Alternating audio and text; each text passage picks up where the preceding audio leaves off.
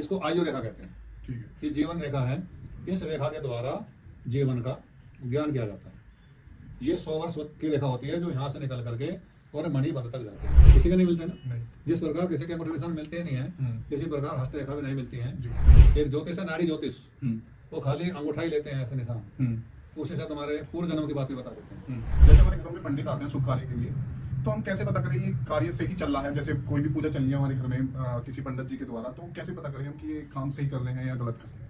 इसलिए जो शिखा होती थी, जिसका शिखा है और शिखा में ग्रंथि है, तो फिर रुमाल ढकने की आवश्यकता नहीं होती थी। हमारी संस्कृति में या सनातनी में जो सनातनी है उनको 3 चीज तो अवश्य ही करनी चाहिए अपने शरीर से रिलेटेड, जैसे कि तिलक लगाना, एक जनेऊ होता है जो हम गले में पहनते हैं, दूसरा जैसे हम हाथों की लकीरें दिखाते हैं, क्या उसको देखकर पंडित जी सच में ही ऐसा होता है कि भविष्य के बारे में पता लग जाता है? देखिए, ये सब अलग अलग विधाएं हैं जी। कुछ ज्योतिषी हस्तरेखा के विशेषज्ञ होते हैं जी। कुछ मस्तिष्क रेखा देख कर बता देते हैं जी। कुछ पैरों की रेखा देख कर बता देते हैं जी। और नहीं तो जन्म कुंडली देख करके बता देता है। तो थोड़ा सा मुझे हाथों की लकीरें के बारे में हस्तरेखा को जो है जी सामुद्रिक ज्ञान कहा गया है। जी। इसमें 3 रेखाएं जी। अधिकतर हर व्यक्ति के हाथ में पाई जाती है। बिल्कुल। जैसे ये रेखा है जी। जो शुक्र उसको पद को छेद बृहस्पति पर्वत तक जाती है, जी। इसको आयु रेखा कहते हैं। ठीक है। ये जीवन रेखा है। इस रेखा के द्वारा जीवन का ज्ञान किया जाता है। ये 100 वर्ष की रेखा होती है जो यहाँ से निकल करके और मणिबंध तक जाते हैं। ये मणिबंध क्षेत्र है। ठीक है। और ये मस्तिष्क रेखा है। ठीक। मस्तिष्क रेखा से व्यक्तिगत ज्ञान, शिक्षा जी। उसका बताया जाता है। ऐसे ये हृदय रेखा है जी। कि मनुष्य का हृदय कैसा होगा। तो मतलब हाँ, ये कह सकते हैं किसी की भी हाथों की लकीरें देख के कि हाँ ये इस तरीके से अपने जीवन में कठिनाई आने वाली है इसको, या मतलब ये क्या करने वाला है, मतलब ये सत्य बात है? ये बिल्कुल सत्य बात है।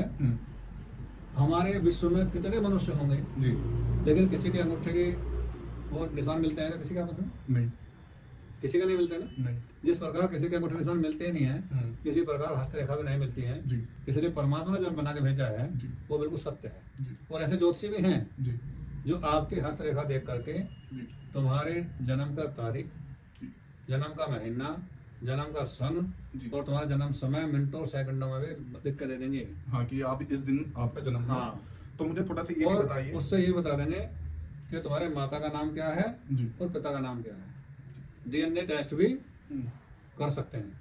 ठीक है। एक ज्योतिष है, नाड़ी ज्योतिष, वो खाली अंगूठा ही लेते हैं ऐसे निशान, उसी से तुम्हारे पूर्व जन्म की बात भी बता देते हैं। तो हमारी रेखाओं में ऐसा सामुद्रिक ज्ञान कहा गया है। जैसे समुद्र की गहराई को आज तक कोई नाप नहीं पाया, जी। उसी प्रकार ज्योतिष में हस्तरेखा सामुद्रिक ज्ञान कोई नहीं माप पाया है। इससे हम भूत, भविष्य, वर्तमान सबका ज्ञान हो जाता है।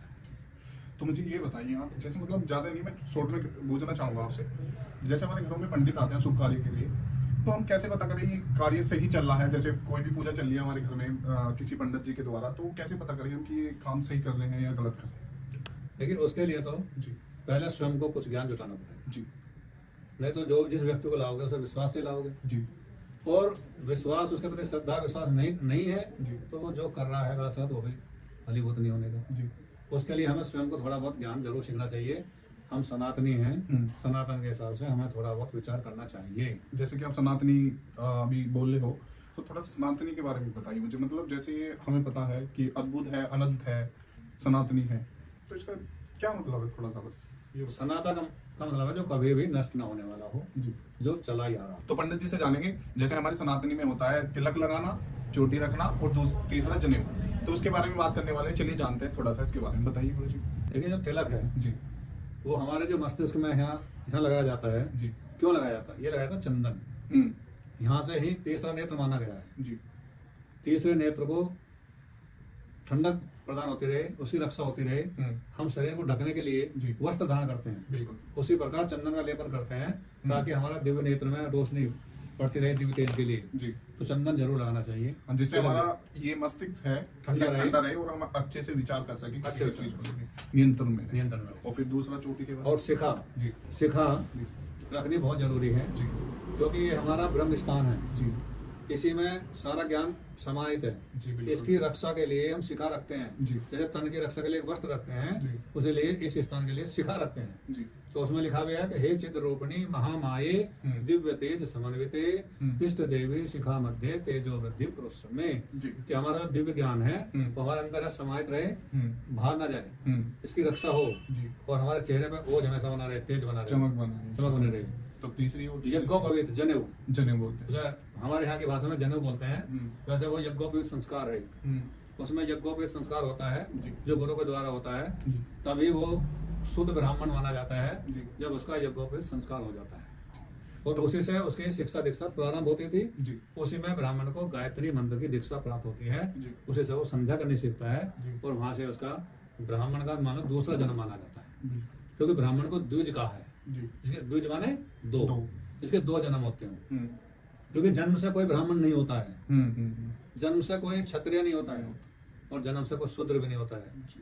और क्योंकि शूद्र तो होता है, क्योंकि वेद कहता है जन्मने जायते शूद्रा, सब मनुष्य शूद्र ही पैदा होते हैं, तो फिर कर्म के अनुसार बनाया जाता है। जैसे कि आपने जाना जनेऊ, मस्तिष्क पे हमारा तिलक, दूसरा चोटी, तो मतलब तीनों ही चीज जो है काफी महत्वपूर्ण है, चाहे सनातनी हो चाहे कोई और भी धर्म हो, क्योंकि हमारी चोटी हमारा जो ज्ञान होता है उसे एकत्रित रखती है।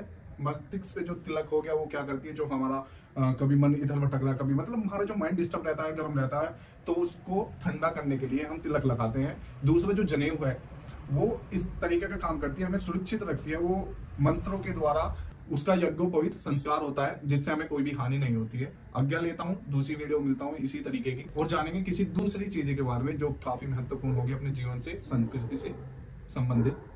जय श्री राम। जय श्री राम।